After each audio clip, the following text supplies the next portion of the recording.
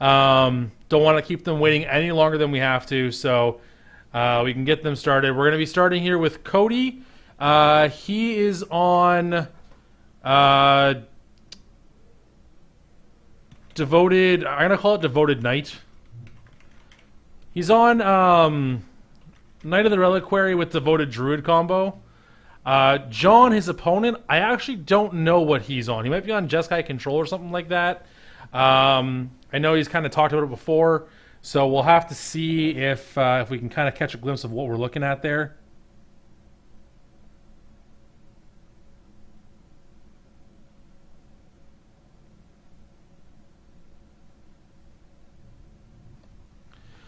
Give me 1 second here, guys. It's going to be quiet a little bit. I got to make a phone call really quick, so give me 1 second here. It's going to be quiet, but enjoy the action while it happens.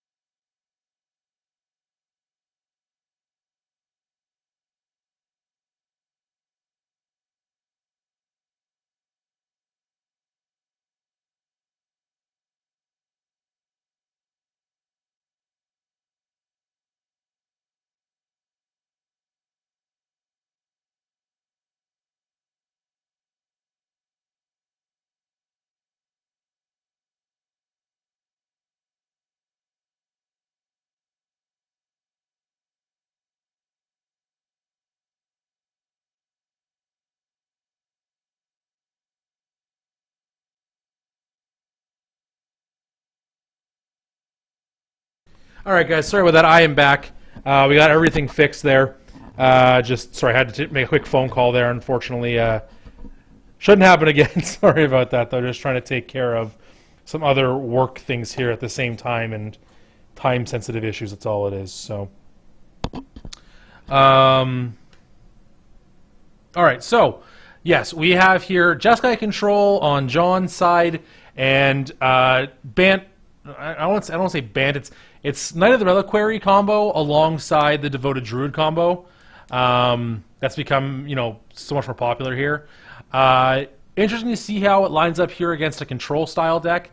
Now, the advantage that these kind of decks that Cody's playing get from playing the deck they play is they can play just a grindy mid-game matchup. So if your opponent's trying to control you out of the game or something like that, and you can't really go for the combo, you can just play a creature-based, value game where you're just going to attack them for, 3 or 4, whatever it is, and just end the game that way. You don't have to combo to win, of course. So this is a deck that I'm a big fan of right now. These Devoted Druid decks. I've seen a list for the one with the Nether Reliquary like Cody's playing right now. I don't know if I would favor it. I kind of prefer just the straight up Abzan version because I think it plays the creature game a little bit better in some senses. I will say Nether Reliquary and Retreat to Coral Helm is a very strong combination of cards, of course. But yeah, I don't know. I'd have to try them both to see which one I like more, to be fair. So here we have Retreat to Coral Helm is set up. Cody is fetching away that fetch land. Is going to go ahead and shock in a Stomping Ground. So Cody going to be down to 16 or 13 here rather. And we're going to follow it up here. He has a Retreat to Coral Helm trigger. I imagine he's going to be scrying here. He doesn't really have a use for their mode, of course, as it is only tap or untap a creature. The card on top of his deck is a copy of Gavany Township. Probably not the most exciting card right now. Wouldn't be surprised. Okay, he's going to put it on top. He just wants to land. He's going to put out a copy of Noble Hierarch, however, so that's not a bad one. His hand right now consists of 2 Eternal Witnesses and a Chord of Calling. So he doesn't have anything combo-wise in place right now. There is a Devoted Druid in his graveyard, so he would be able to buy back the Devoted Druid with the Eternal Witness and put it down next turn. And then he's just short the Vizier of Remedies to go infinite. The only issue with that is if he uses that Chord of... Actually, no, he's fine. It was double Chord, double Witness. Okay. Nahiri is going to exile that Retreat to Coral Helm. Doesn't have to be tapped or anything. All you have to do with that one is exile an enchantment. It's either tapped artifact, tapped creature, or just an enchantment straight up. So takes care of the retreat. It's a safe bet. You never really know what's going to happen with that kind of card in play. Again, at the moment, the only decks really playing it are ones that also play Nether Reliquary. So it's always a safe bet to just get rid of that if you have the ability to. And main deck, not a lot of decks play a way to deal with that main deck. So Cody has the option here. He can kill Nahiri if he would like. He can attack with his Noble Hierarch, gain the Exalted trigger, and then use his Gavany Township to put the extra point of damage on. And that's what he's going to go ahead and do here. So he is going to kill Nahiri. He just wants to get the looting effect off the table here. I guess it's a rummage effect, right? Because you discard first. So I can't disagree with that. John, I believe, drew for the turn a copy of Celestial Colonnade. It's going to be a tap land for his 5th land, which is okay. He just wants to keep hitting land drops. He did also draw, if he wishes, there a copy of Scalding Tarn if he wants to play that instead. Top 2 cards of his deck he's looking at here with his Serum Visions are a Snapcaster Mage and a Hallowed Fountain. So he's going to go ahead, put Snapcaster Mage on top and a Hallowed Fountain on the bottom of his deck. Tells me he's probably going to go ahead and put in this Colonnade, as he has no use for the 4th mana right now. His hand consists of Scalding Tarn, Path to Exile, and Spell Snare. Spell Snare is great if Cody has to cast either half of his combo. However, he just drew another copy of Chord of Calling. So his hand right now is 2 Chord of Callings, 2 Eternal Witnesses. That is not a bad hand. We're going to start with Eternal Witness, and we're going to go ahead and buy back our Devoted Druid. Now this is going to run into a Spell Snare, assuming that Cody does go for this, but I can't see why he wouldn't. No real reason not to. You have to, at some point, try and run it out. He doesn't have enough at this point to chord for either part of his combo. He is 1 mana shy. He's now 2 mana shy, so he's going to go ahead and attack here for 2, though, so John will fall to 17. Cody will try to play this Devoted Druid. John will go ahead and drop down that Spell Snare. Curious to see if John wants to fire off Path to Exile. He does not. Okay. His draw, of course, Snapcaster Mage. So John in an okay spot here. He has Path to Exile, and he has a Snapcaster Mage with plenty of mana here. So lots of tools at his disposal. We'll have to see how John plays this if he wants to be... I mean, he's going to be defensive. He's not going to be turning on this colony and attacking anytime soon. That just seems like a recipe to die. But here's that point of the game where Cody can kind of shift gears, and he can kind of just start attacking with his creatures. Next turn alone, he'd be able to attack for 5 with a Noble Hierarch with 2 counters on it and a Witness with 1. thanks to Gavany Township. So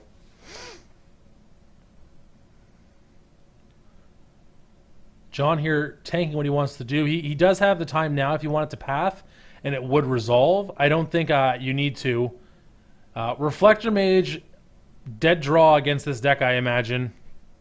Unless John is hard casting Emrakul the Aeon's Torn, it really doesn't matter. So Eternal Witness is going to buy back Devoted Druid again.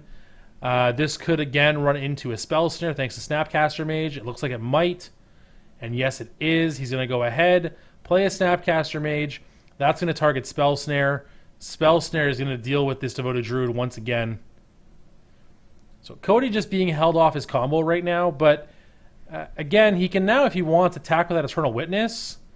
Or even better, attack with the Noble Hierarch. It's a 2-3 that Snapcaster Mage cannot trade with.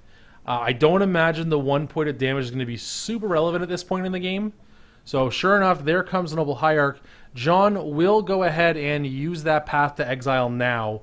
So down goes Noble Hierarch, and we're going to have Cody get a basic force out of his deck into play tapped. He's going to be left here with just a pair of Eternal Witnesses. John will, at end of turn, sacrifice his Scalding Tarn. Down to 16 life he goes. We're going to go find another land for John here. What do we get?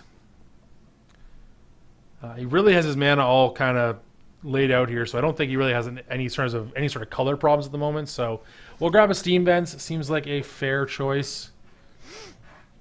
Again, Cody does have the means to assemble his combo. The only problem right now is with this hand the way it is, he doesn't actually have the payoff. He can chord for both halves of the combo. He's only 2 mana short of actually being able to do that right now. Thanks to Chord of Calling's Convoke keyword. John, mind you, is Hellbent, so for the control deck, you really want to have cards in hand at all times. And right now, having no cards in hand makes it a little bit riskier. So, top deck, was it a good one? It might be a Serum. No, this is not. Okay, he's actually going to get aggressive here. We're going to fire up Colonnade, and we're going to get in for 4. So, John deciding that he needs to maybe close this game out faster than he thought. Interesting decision there. He drew a land for the turn, so I guess that's kind of what prompted it. The draw for Cody was, I believe, a Kessig Wolf run. Yes, it was. That's interesting as well because that adds a pretty significant punch. Kessig Wolf run right now would be able to provide +4/+0 and trample to either one of these Eternal Witnesses. So we'd have, what, 6, 8 he could attack for potentially?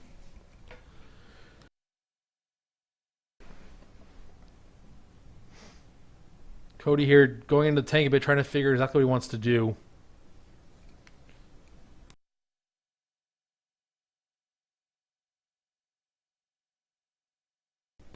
Lots of mana to work with, so he does have some options. Chord of Calling, again, gives you quite a few options. It's a toolbox deck, essentially, so a lot of silver bullets sometimes. Reflector Mage, this is not a card you want to play when your opponent only has a Snapcaster Mage in play. That is not ideal.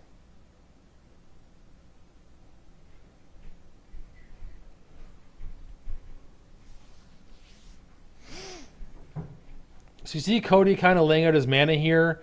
And I think that's him going ahead and counting up his Kessig Wolf run mana.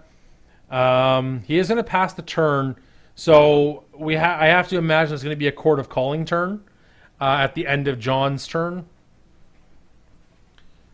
We're going to go ahead and fire up Colonnade once more. Interestingly, Cody would be able to Chord of Calling for another copy of Reflection Mage if he wanted to. Sure enough, here is Chord of Calling. It's going to be for 2. So, actually, no, he can make infinite mana with just this if he needed to. Well, on his turn, he'll be able to make infinite mana. He just needs the payoff again. That's all he's missing here.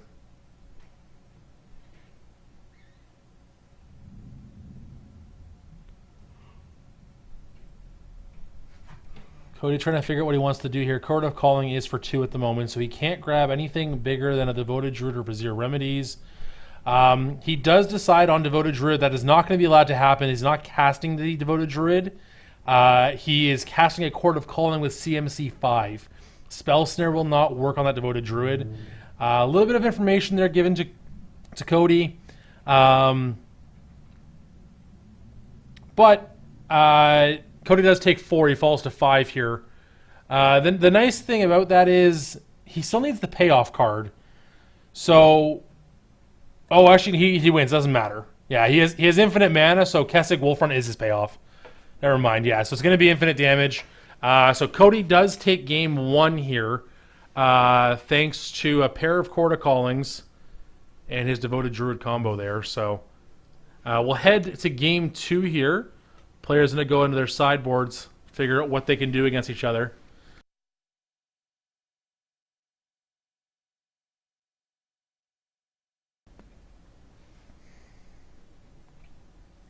So Cody here, what do we have? We got a couple more Kitchen Finks, it looks like. A Tireless Tracker, I think a Scavenging Ooze that was.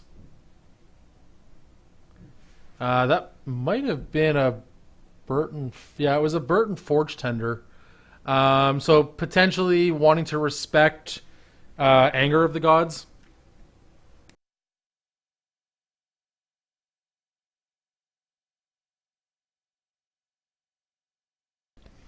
Nothing else in John's deck I could see really being a target for a Burton Forge Tender. I guess I can blank a Bolt, but that doesn't seem very exciting.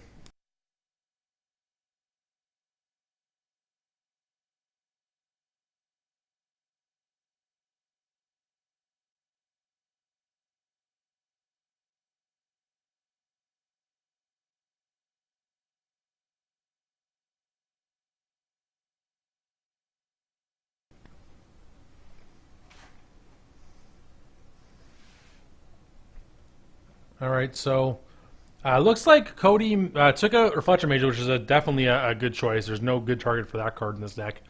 And I think he also took out a couple of his Retreat to Korra Helms. I think he took out both of them, wanting to just go with his Devoted Druid combo instead, it looks like.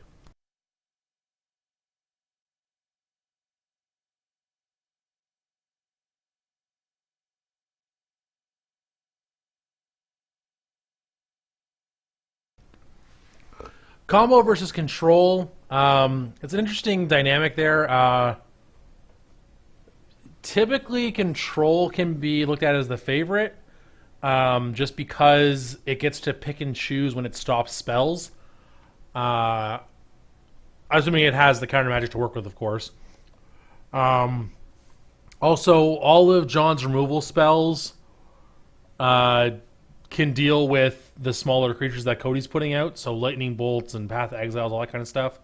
And they're also cheap. Cheap answers are great in this matchup. So the only I don't know, wild card, if you want to call it that here, is the fact that again Cody is able to play. The only strictly is the fact that again Cody is able to play like a more creature-based aggressive strategy where he just attacks with value creatures on the ground. Doesn't have to worry about going for the combo. Can just kill his opponent with a Kessig Wolfrun and some time. So we'll see how it goes here.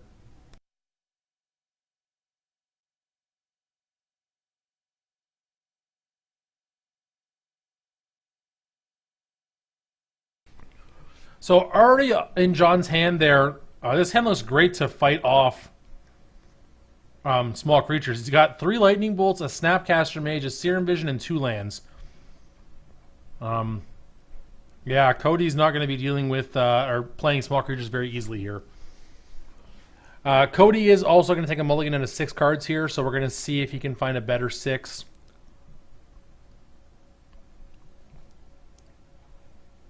His 7 just wasn't going to be good enough. I saw another Reliquary in there. Knight's still great without the retreat. It's just a land tutor for you whenever you want to use it as a land tutor. I can go find utility lands like Kessig Wolfrun or Gavany Township, for instance, which can just be huge bonuses. So All right, we'll look at 6 here. I think we have no lands. Unfortunate there because he did have a Noble Hierarch. He had a Court of Calling. I believe he had a College Company as well. He was just missing the mana to actually play that Hierarch. Now, to be fair, I have to imagine John is going to be bolting that Noble Hierarch right away. So it wouldn't have lasted long. But if Cody had a land there, I think we would have seen a keep. And he could have potentially got himself into some trouble there. But no land does lead to a mulligan to 5.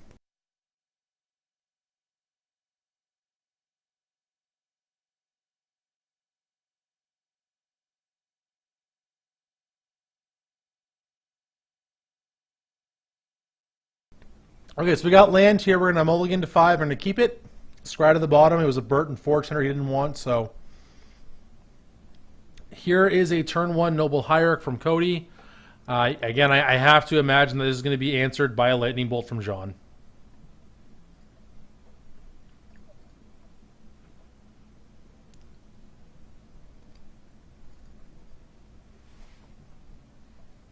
Again, I'm expecting this to be 17 all after a Lightning Bolt comes off here.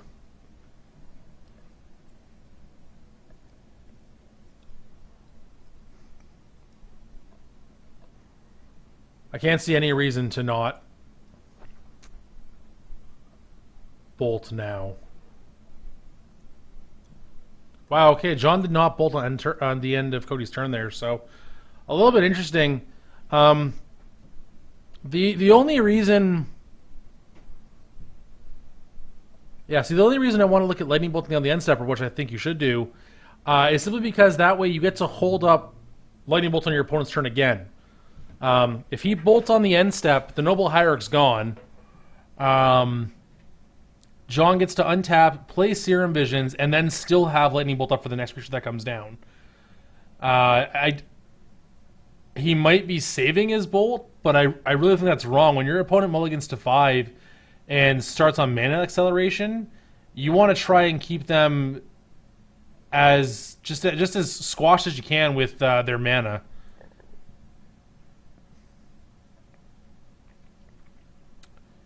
John found his 3rd land in the form of Flooded Strand. And yeah, he's in a bolt here, but this, I mean, I don't know how much of a door it opens for Cody just because he doesn't really have anything he can do. Did John... Yeah, okay.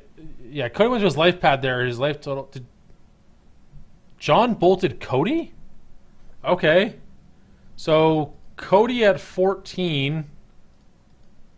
now 13 with this fetch land being cracked.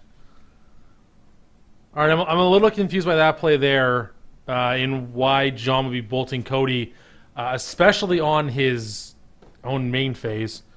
Alright.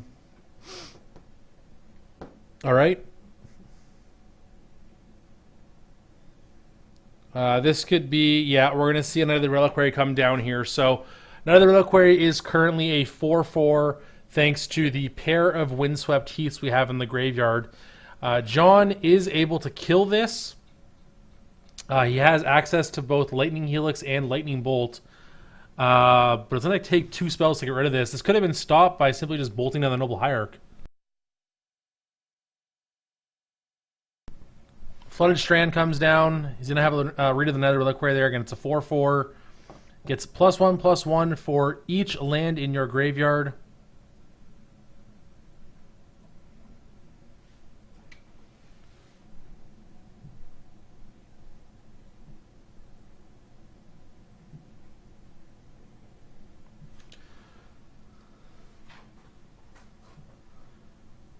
Yeah, I'm a little confused by the lines. Did we just bolt Cody again? Wow, John is just no fear. We're just gonna kick the door in with our lightning bolts and say we're here.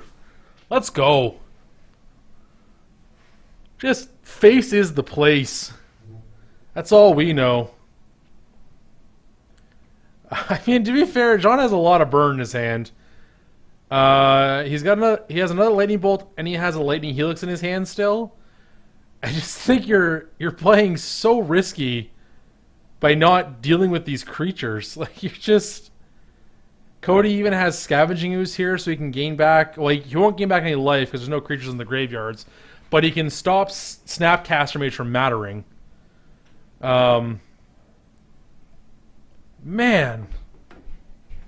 Just insane. Just... Johnny's home. Lightning Bolt your dome. Let's go. Cody is just going to pass here. He does have in his hand Collected Company. So what we're going to see, I imagine, on John's end step or somewhere on John's turn, I would imagine. We're going to see Cody float some mana and then sacrifice one of his lands to get a fourth land, which will come into play untapped thanks to another Reliquary's ability. He'll then fire off a Collected Company looking for some answers. John will, at end of turn, go ahead and grab a Sacred Foundry, a second red source, down to 18. I don't know if John's aware that his spells are instant speed spells, so could be why we're firing things off here on our main phases.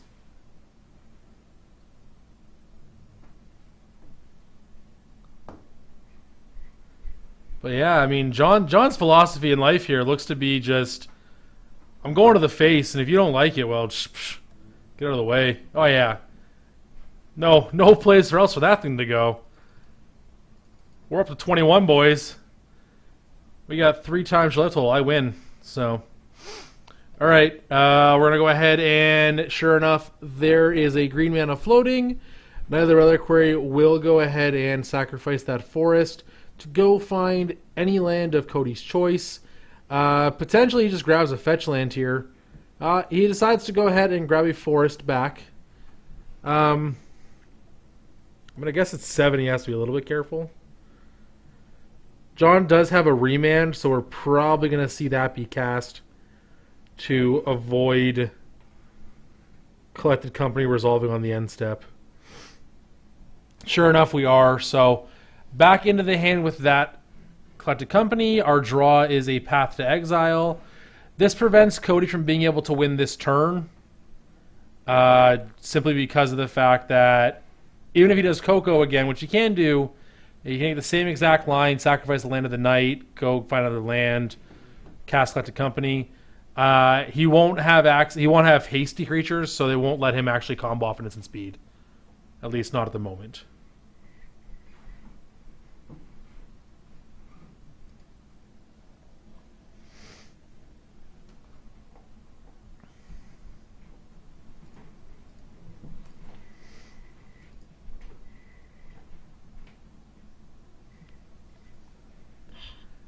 And it looks like Cody is going to take advantage of John being tapped out here. I agree this is probably the safest play.